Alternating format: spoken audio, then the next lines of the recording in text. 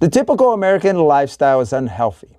It's bad for us, not just because it includes our eating toxic, fatty, weird foods that are barely foods, foods that are either sprayed with chemicals or foods that aren't made of food, but because what it does is it severs our connection to nature. And that is an important element of being healthy. That's the way that God created us.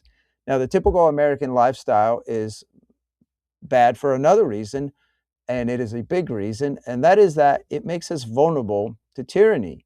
If you're dependent on a system that you have zero control on for food, which you need every day, you're a sitting duck. And if you look at what happened during COVID, where the world was essentially put on house arrest, where people were arrested for going surfing by themselves on the beach, where they deemed some people essential and some not, where they did incredibly crazy things. It was like global tyranny. If you think about that, then you shouldn't have any any difficulty concluding that there's nothing to stop them from using food, our dependence on food, or severing the supply chain, or whatever crazy scheme they may have to exploit us, to possibly end our freedom. And so I want to talk about the importance of people, of Americans, learning to do something as simple as growing some of their own food and having some of their own sources of meat. Now, this is something I'm passionate about. This is something I live. This is something that I moved into after many years. It's something our family is passionate about. And I grew into a reporter in Montana where I reported a lot on agriculture, and I learned a lot about food. And I talked to what's called conventional farmers, and conventional farmers is not necessarily conventional. It's farmers who depend on chemicals and herbicides and pesticides and whatnot, which is deemed pretty conventional. It's normal. It's been going on for a very long time. But then I also learned about this new emerging type of farming. Well, I don't think it's necessarily new, but it's not as common, but it's becoming more and more common, and that's organic farming, which is basically just regular farming. It's just people growing food without spraying it with everything. Now, there's arguments coming from both sides. Now, the argument from conventional guys is that if we were to all go organic, then we wouldn't be able to feed the world. The organic guys have a different argument against that, and they're saying that's not true. We have the know it all. We have the capacity and the wherewithal to actually produce just as much food, and I believe that's true. I think it's just it's a matter of transitioning and wanting to transition there. And I don't think big food is going to be very happy about it. I think there's some politics involved in that. Anyway, I don't even want to get into that because I think we need to, as a people, to be more intentional about growing some of our own food. I'm not suggesting that everybody move to the homestead life or everybody become a farmer, although I think we do need a whole lot more farmers. But I think we also need more small farms, and we need more people to just grow things. Most people, as far as I don't think live in the city. Meaning, most Americans don't live in an apartment. I've lived in 4 states, and I've driven in about, oh, I don't know, like 30 something of the 50 states, if not more.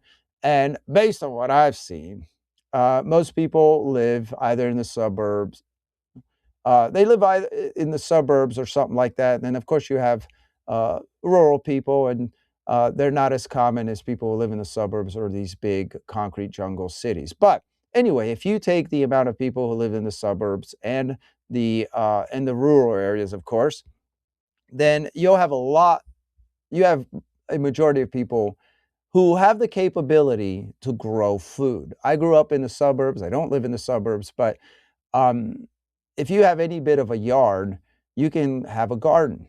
you can most likely, depending on what the regulations are where you live, in the suburb or in the city, you could also probably have a few chickens, maybe some rabbits and things like that. If not, you should probably get with the city, and the regulations and whatnot, and get that changed because people should have permission everywhere to grow some food, and they should want to grow some food because it alleviates that vulnerability.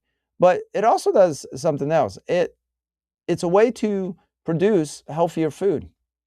Um, the food on our grocery shelves is most of it is not healthy. I mean, I think some of the organic food is definitely healthier and whatnot, but the food on the grocery shelves, it's not. There's like thousands of recalls all the time about various foods and whatnot, especially when it comes to like to junk food and whatnot. But I'm not even talking about that. I'm talking about whatever vegetables and meat. They pump these things full of antibiotics and there's no telling, what they spray and when they sprayed it on our foods. I mean, when I was like when I was doing ag reporting, every year at some point, I don't know at what point, but there would be what we'd have algal blooms, and so all the chemicals from the farms would end up s streaming into uh, flowing into the lakes, and you'd have these bluish, greenish tints in the lakes, algal blooms, and then the local health department or whatever would say, "Stay away from it," and it's like, well,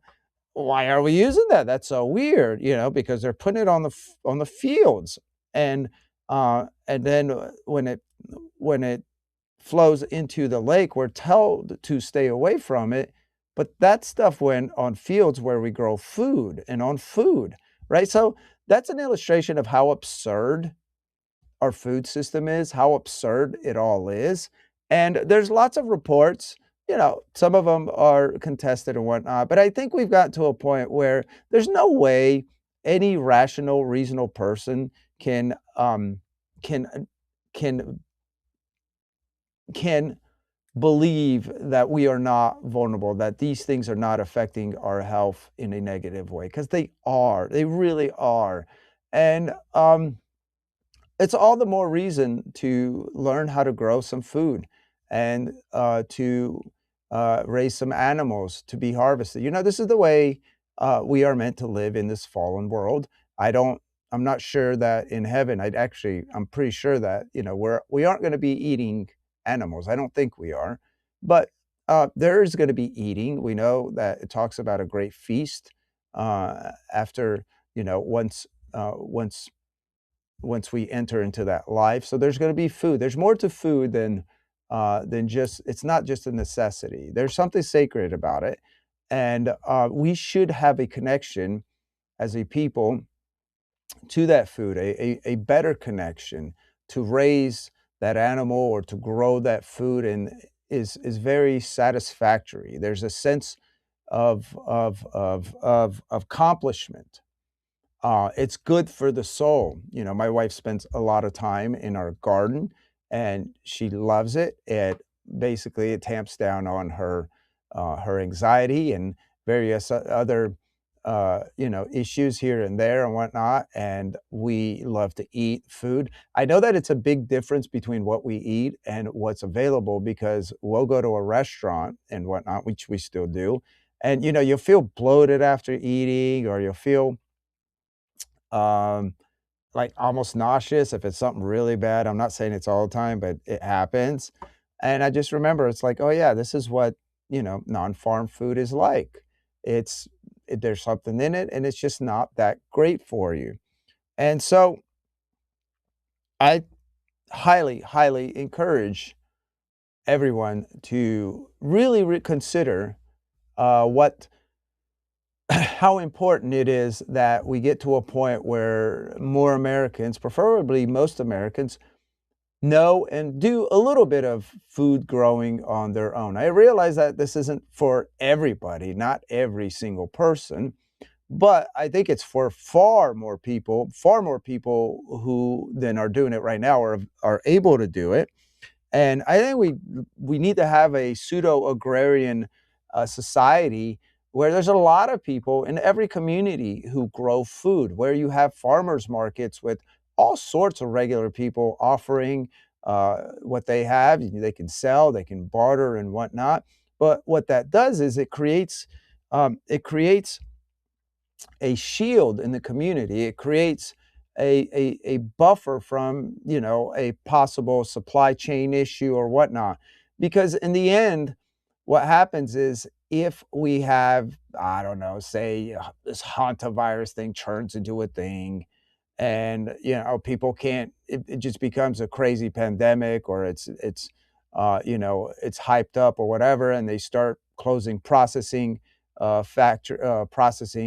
facilities, and all of a sudden the food stops flowing, or something else happens. Maybe there's some sort of an event, a worldwide drought, or Carrington style event that basically disrupts everything. And then all of a sudden, most grocery stores end up empty because, again, well, maybe it's not again. Maybe I've not mentioned this.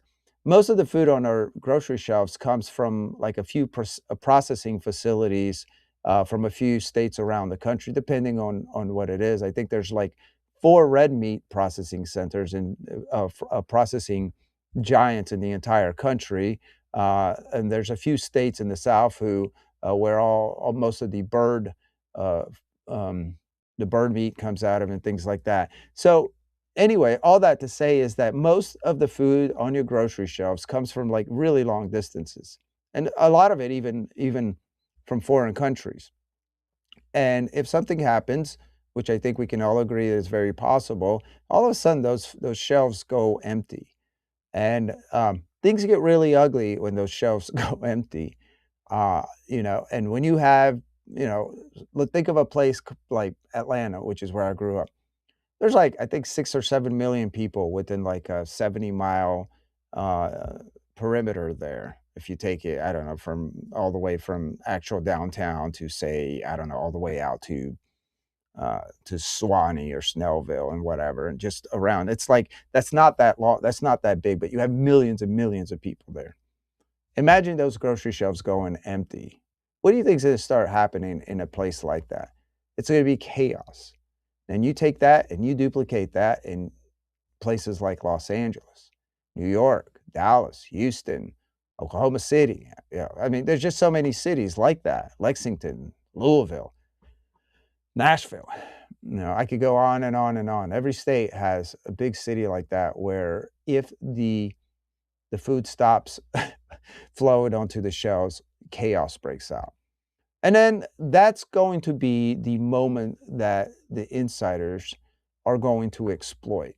That's going to be the moment where they say, look, we have a remedy, there's going to be rations and things like that. And then they're going to implement a system, a digital ID system and whatnot. And that'll be what they want, because then they'll have everything they need for a world government. Anyway, I know it sounds paranoid, but I guess if you know me and you've watched this channel, then you know that this is not a surprise. So all of that to say is that there are a lot of reasons to learn how to grow food and harvest animals and things like that. And I think people should do it. I think people should really consider it. If you're living in the suburbs, you can already start right away. Obviously, if you're already in the country, then there's not a whole lot of stopping you. And even people who live in apartments, I know that there are various co-ops around the cities where people either grow on rooftops, or they go and they buy a little plot, or they rent a little plot here and there. I would encourage everyone to get into it. And don't overlook the therapeutic element to this. I touched on it earlier, but there is something very therapeutic about it. We need to be out in nature. We need to be more connected with the ground, with uh, God's creation, because it literally it's good for us. It's good for our psyche. There's a lot of people now, they're on antidepressant, anti-anxiety medicine, a lot, like millions and millions of people. And I think if we started thinking or started making our own food, then that would help too, because the process itself is rewarding. So anyway, I'll make this one short. Just wanted to put that out there. Oh, and by the way, if you've gotten this long, go ahead and subscribe to my uh, to the Substack. You can get a free subscription, or if you're feeling extra nice, you could pay for a subscription. and follow me. Thanks.